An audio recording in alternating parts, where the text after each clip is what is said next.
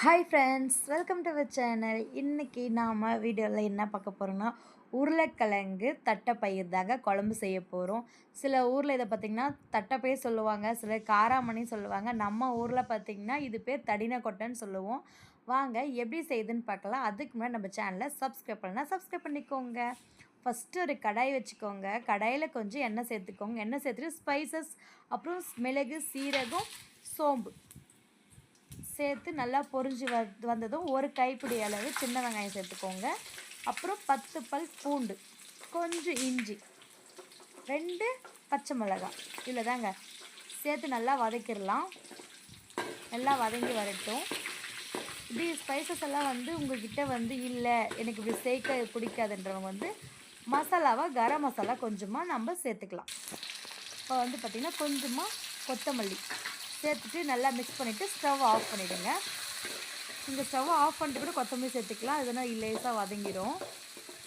பாருங்கள், இப்போ நல்லா வதங்கிடுச்சு. இப்போ நம்ம ஸ்டவ் ஆஃப் பண்ண போகிறோம். ஆஃப் பண்ணி இதை ஆற வைக்கிறதுக்கு முன்னாடி பார்த்திங்கன்னா நம்ம தேங்காய் தேவையான அளவு சேர்த்துக்கோங்க. முந்திரி பருப்பு நான் எதுக்காக சேர்க்குறேன்னா, இது கசகசா இல்லை, அதனால் நான் முந்திரி சேர்க்குறேன். உங்கள்கிட்ட கசகசா இருந்தால் நீங்கள் கசகசா சேர்த்துக்கோங்க. அப்படி இது முந்திரி இல்லை கசகசா இல்லை, கொஞ்சமாக பொட்டுக்கடலை சேர்த்துக்கோங்க. இது ஆறட்டும். அதுக்குள்ளே நான் பார்த்திங்கன்னா கொஞ்சமாக ஒரு கைப்பிடி அளவு சின்ன வெங்காயம் நச்சு எடுத்து வச்சுக்கிறேன். அதே மாதிரி கொஞ்சமாக பூண்டு நச்சு எடுத்துக்கிட்டேன். உருளைக்கிழங்கு கட் பண்ணி வச்சுட்டு அதுக்குள்ளே மசாலா கம்ப்ளீட்டாக ஆறிடுச்சு. இது நல்லா மிக்சியில் அரைச்சி எடுத்துக்கலாம். பாருங்கள், அரைச்சி எடுத்துகிட்டு வந்தாச்சு. நான் பார்த்திங்கன்னா இந்த தட்டைப்பயிர் நான் ஓவர் நைட் ஊற வச்சுருக்கேன். நீங்கள் அது மாதிரி ஊற வச்சு எடுத்துக்கோங்க. நான் டேரெக்டாக குக்கரில் செய்கிறேன். நீங்கள் கடாயில் செய்கிறதுனா கூட செஞ்சுக்கலாம். இல்லைன்னா குக்கரில் தட்டைப்பயிர் மட்டும் வேக வச்சு எடுத்துக்கோங்க. இப்போ பார்த்திங்கன்னா நம்ம தட்டி எடுத்து வச்சுருக்கோம்ல, பூண்டு, சின்ன வெங்காயம், அப்புறம் ஒரு 2 கொத்து கறி லீஃப் சேர்த்து நல்லா வதக்கிடலாம். நல்லா வதங்கட்டும். இது இதோட பச்சை வாசனை போகிற நல்லா வதக்கிக்கோங்க. நல்லா வெங்காயம் பார்த்திங்கன்னா ஒரு கண்ணாடி பதம் வரணும். கொஞ்சம் பெருங்காயத்தூள் சேர்த்துக்கோங்க, மறந்துடாதீங்க. எதுக்காக பார்த்திங்கன்னா உருளைக்கிழங்கு வாய்வு, அதனால் பெருங்காயத்தூள் சேர்த்துக்கோங்க. நான் கட் பண்ணி எடுத்து வச்சுருக்கேன் 2 மீடியம் சைஸ் தக்காளி சேர்த்துக்கிறேன். சேர்த்து நல்லா தொளி பிரிஞ்சு வர அளவுக்கு வேக வச்சுக்கோங்க. கொஞ்சம் உப்பு சேர்த்துக்கோங்க. உப்பு சேர்க்கும் போது பார்த்திங்கன்னா சீக்கிரமாக வதங்கி வரும். அதுக்காக தான்.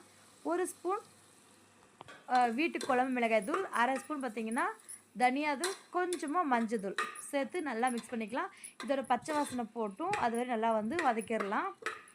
இப்போ பார்த்திங்கன்னா நல்லா வதங்கிருச்சு. நம்ம கட் பண்ணி வச்சுருக்கோங்கள, தோல் நீக்கி வச்சுருக்க அந்த உருளைக்கிழங்கு மேலே இருக்க தோல் எடுத்துகிட்டு கட் பண்ணிக்கோங்க. சேர்த்துட்டு ஓவர் நைட் ஊற வச்சு எடுத்து வச்சுருக்க தட்டைப்பயிர் சேர்த்துக்கலாம். சேர்த்து நல்லா மிக்ஸ் பண்ணி விடலாம். நல்லா மிக்ஸ் பண்ணி அதோட ஜூஸ்லாம் நல்லா இறங்கும் போது பார்த்திங்கன்னா நம்ம அரைச்சி எடுத்து வச்சுருக்கோம் தேங்காய் பேஸ்ட்டு, அதை சேர்க்கணும்.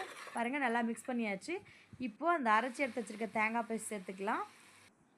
நம்ம வதக்கி அரைச்சோம்ல, அதுதான் அரைச்சி சேர்த்துட்டு நல்லா மிக்ஸ் பண்ணி விடணும். மிக்ஸ் பண்ணி ஒரு 2 மினிட்ஸ் விட்டுட்டு அதுக்கப்புறமா அந்த மிக்ஸி ஜார் கழுவி அந்த தண்ணியை சேர்த்துக்கோங்க. சேர்த்து நல்லா மிக்ஸ் ஆகி வரட்டும். நல்லா மிக்ஸ் ஆகி வந்ததுக்கப்புறம் பார்த்திங்கன்னா நமக்கு தேவையான அளவு மட்டும் தண்ணி சேர்த்துக்கோங்க.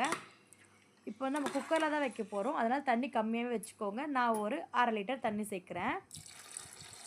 சேர்த்து நல்லா மிக்ஸ் பண்ணணும்.